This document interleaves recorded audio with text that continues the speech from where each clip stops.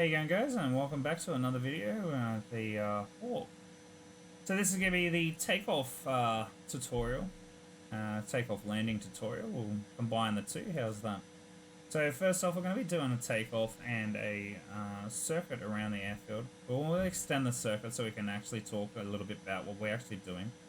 So before takeoff, we've got a few things that we have to do. Now, according to the documentation that we have here, we've got to check the trim's neutral, which we have right here. It is in neutral position. The pitot heater has to be on. The anti-skid has to be off, so the pitot heat is on. Anti-skid is here. Lift that off, and it is illuminated correctly. It's no longer illuminated. Alrighty, so we're going to make sure that we've got enough fuel in the aircraft. The flaps are set for mid, which we would have done those in a previous tutorial, and they're set for half, which we can see.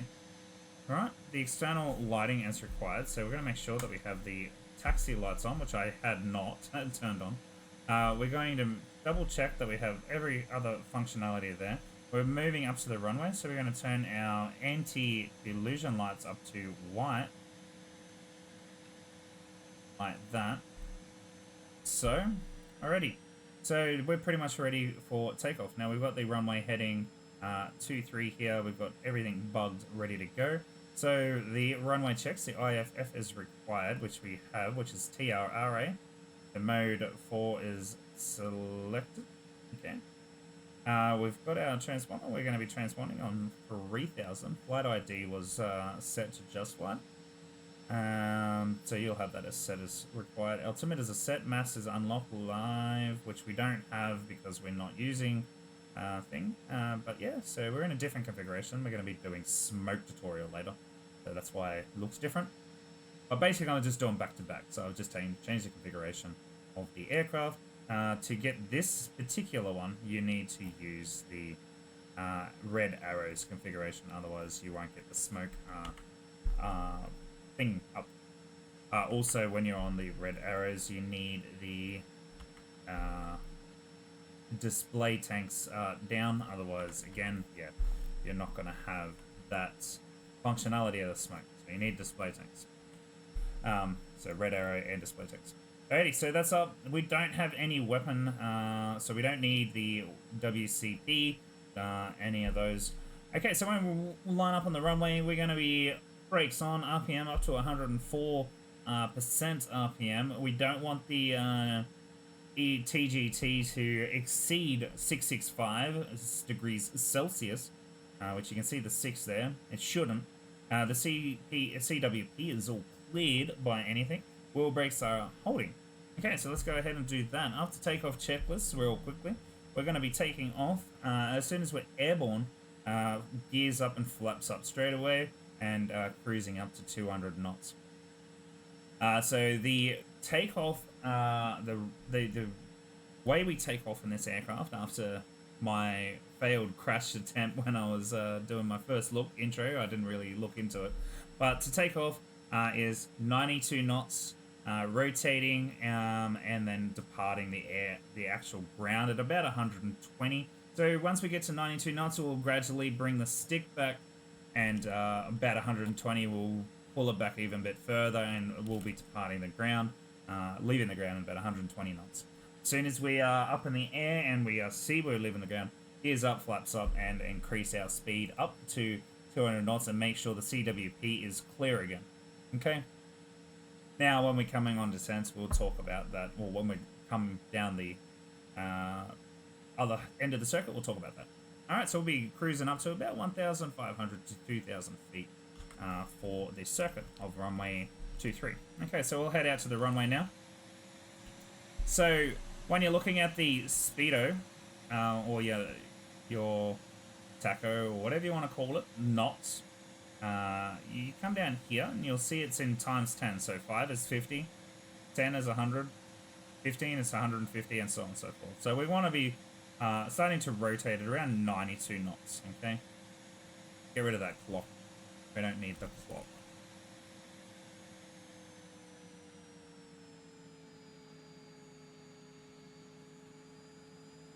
Alright, you want to take up as much runway as possible, especially if you're on a smaller runway.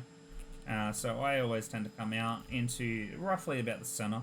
So we're about 90 degrees off the numbers. And then once we come out, we'll just swing ourselves right onto the runway right there. And just line up. Alright, so this aircraft does want to tend to go left yaw rudder, and considering we have a little bit of left crosswind, it's going to be a little bit more painful to try and keep it on the center line, so don't judge me. I'm still practicing.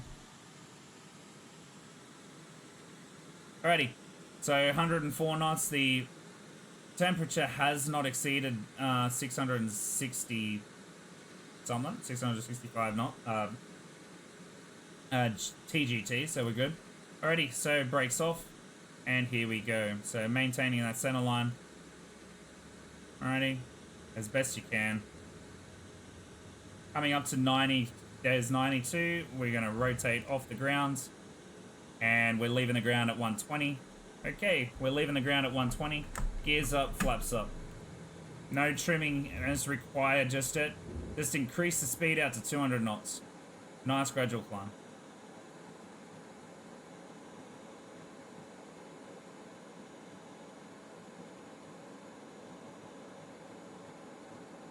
Alright. I'm going to bring it back to 90% RPM now. And we'll start trimming out there for about around about 2,000 feet per minute. 2,000 feet, roughly. Alright, we're going to bring it back down to 80%.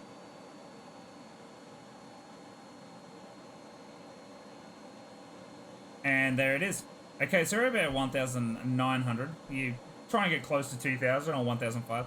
So we'll go ahead and we'll start our 30-degree bank to the left and make sure we maintain the runway. And try and stay at 2,000 feet. Try not to climb like I'm doing. Monitoring the airfield just there. So you want to be doing like an oval shape when it comes to this sort of a circuit when it comes to jets. So the radar, the altitude you're kind of looking for is probably about 1,500 to 1,000, 1,500, 1,000, about 2,000. Yeah, 1,500 to 2,000. For the jet circuits anyway. For normal GAs, I think it's 1,000. It should be 1,500. But yeah, I'm gonna give myself a little bit of leeway. Alrighty, so we're basically looking at the DG, or the HSI in this case, making sure that we are roughly on track. Now, on the downwind leg, we're going to bring the throttle back to about 70, maybe 60%-ish here. Bring the speed back. Speed brakes out to about 160.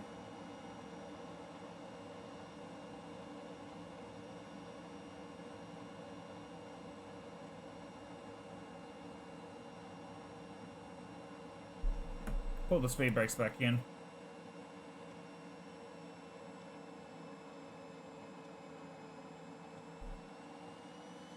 Now, unlike some of the other aircraft that put flaps down, gears down on the downwind, this guy doesn't do gear down, flaps down until mid base. So once we turn base, that's when gears go down. So keeping the runway in sight for the 45 degrees there.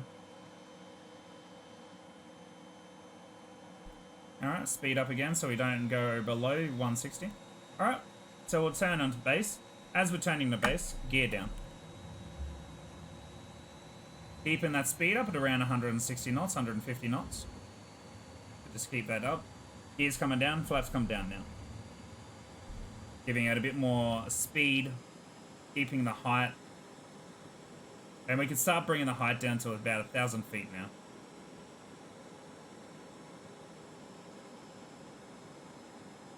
As we start descending down to the runway. Just monitoring the ground below us. There's a couple of hills around on Pierce here. We're a bit fast, so we're going to slow down a bit, keeping 160. Then on final, 130 knots, full flaps. So we'll go full flaps now. 150, we're going to start bringing the speed back.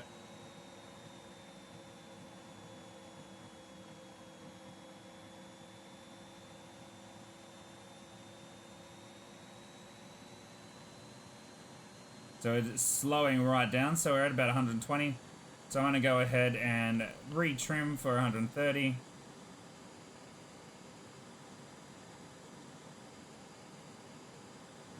So there's 130. Retrim for a better nose pitch down for the runway.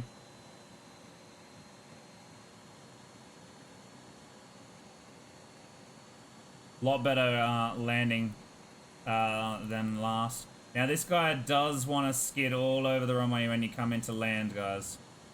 So be mindful of that.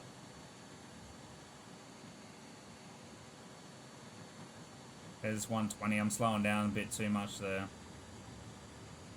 Alright, once we're over the threshold, I'll idle back and let him come down onto the runway.